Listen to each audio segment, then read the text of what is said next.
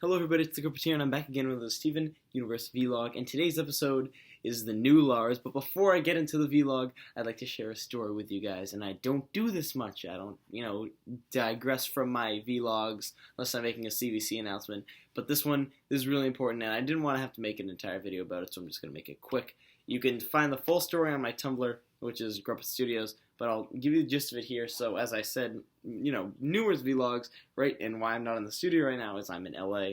I'm just meeting a few friends, and one of the places I went, as the animation nerd I am, is to the Cartoon Network studios in Burbank. And while I didn't go inside, I got to, I took a few pictures outside the building, all that fun stuff. And during one of the pictures, I'm standing there, and I'm just getting my picture taken. And I walk to see the person developing the picture, or not developing, it was on a phone, so I walk to see how the picture comes out, and I bump into this guy, and, I kind of like, oh, I'm sorry, and I look up, and it's, the guy just walked out of the studio.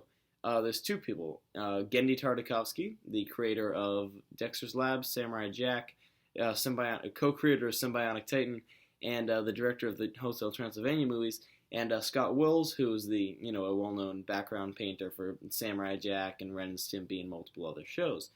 And anyone who's been watching CVC for a while knows how hard I've been working to get Genndy Tartakovsky on my show.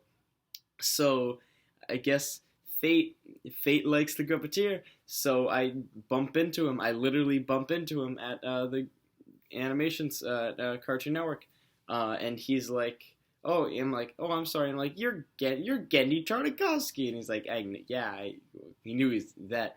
And I didn't fanboy out or anything. I controlled myself as a professional I am. And so I tell him who I am, and I tell him about the show and how I'd like to have him on. And he says he knows about the show. Rob Renzetti, a past guest and a good friend of mine, it was his roommate in college. And I guess he might have passed the word on. Maybe Genndy saw the show himself, but Genndy recognized me. Genndy recognized the Guppeteer, just on the streets, like in the middle of nowhere.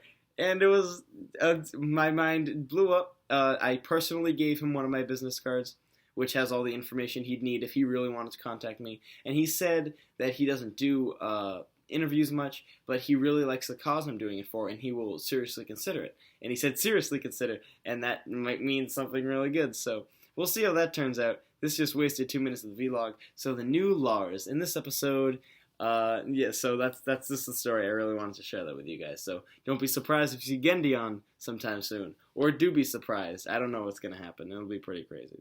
So anyway, the new Lars, the new episode of Steven Universe. In this episode, Lars and Sadie are just working at the donut shop, and Steven's in there, and Lars, does she have a different voice in this episode? Because it seems weird. I don't know if this was a personal thing or not.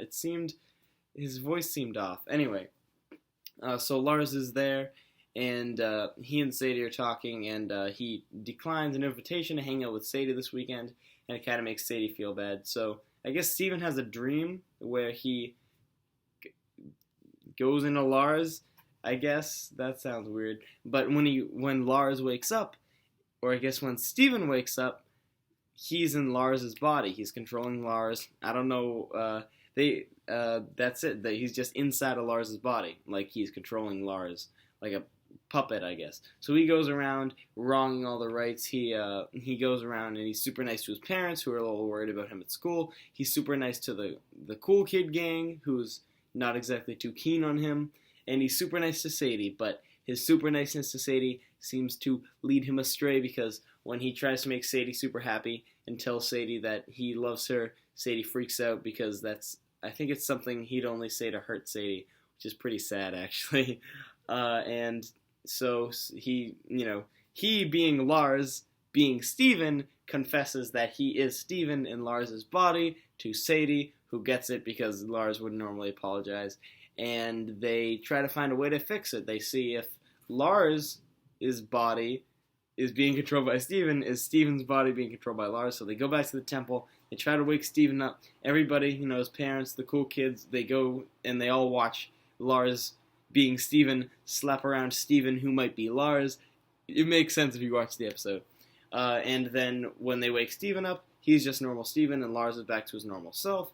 and he has no idea what just happened. And when everybody comes in and says, "Oh, thanks for being nice and everything," he's like, "Hey, what, Steven? You controlled me!" And he freaks out, and everything he did in the entire episode was for nothing. And then he goes back to the donut shop, and it's still for nothing. The end. So this episode was just kind of a generic body switch episode. It was alright. It was whatever. It's fine. There's nothing, personally, I don't have too many problems with the whole body switching trope. I know every TV show's done it. Everybody's, "Oh no, you can't do this with a body switching episode. Why would he have the same brain? Why would he have a different voice box?" Well, I think the only problem I had with it, it's a cliche. It's whatever. I don't really mind cliches that much if they're not by the book. And this one, it's not too bad. The other thing I don't understand is how Steven controlled Lars. Is that one of his powers? Are we going to learn that Steven can bloodbend people? Because that's horrifying. That's really horrifying if Steven can just imagine someone and then take over their mind. What if Steven turns evil? What if he goes inside Putin's mind and he blows up America? Oh no. So, was that a power? Is that a power? Are they going to talk about that? I don't think so. I think this was I honestly think this was just a one-time, one-off. I don't know why they did it. I mean, I guess, story's sake they did it. But I found it really weird that they would even try to introduce that as one of Steven's powers. Did Rose have that kind of power? Could she go in people's brains and control them? Alright. Although they do bring up an interesting point, is what happens to the host's body. Okay, this is really hard to explain. So, the host is obviously the person who's being controlled, and the, I guess, parasite in this situation will be Steven, who is being controlled. They bring up an interesting point that I always think about in these body switch episodes, is what happens to, they usually show, two sides. Take, for example, Carpet Diem from Gravity Falls. You see Mabel and Dipper, and obviously they're just in each other's bodies. So you see where both sides of the swap are. In this one, you only see where one side of the swap is. And they do bring up an interesting point with if Lars' body is being occupied by Steven, what's going on in Steven's body. And they don't do anything with it. They don't wake Steven up and he's acting like Lars. They just kind of don't do anything. They do one of those, you walked in at the wrong time and it's not what it looks like things, and then it's really, really more cliched, and I don't even know what was going on sometimes. So, overall, nothing really too notable to say about this episode. I thought it was alright. People are going to complain this one was either filler, or it was a cliche, or one of those. It's whatever. It's alright. It's not groundbreaking, but it's not so by the numbers that you're gonna be like, he apologizes and then he apologizes and you're like, yep, he goes to the movies and then they go watch the movie and you're like, I knew it. It's not exactly number by number of what happens, but it doesn't take someone who hasn't watched too much of the storyline done to know what's gonna happen. At least there's some funny facial expressions on Lars's part during the end of the episode when he starts to freak out.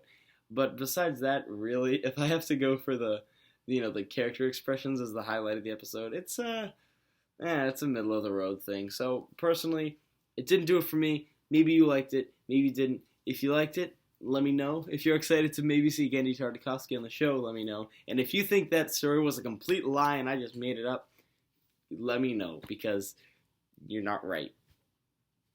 I don't know.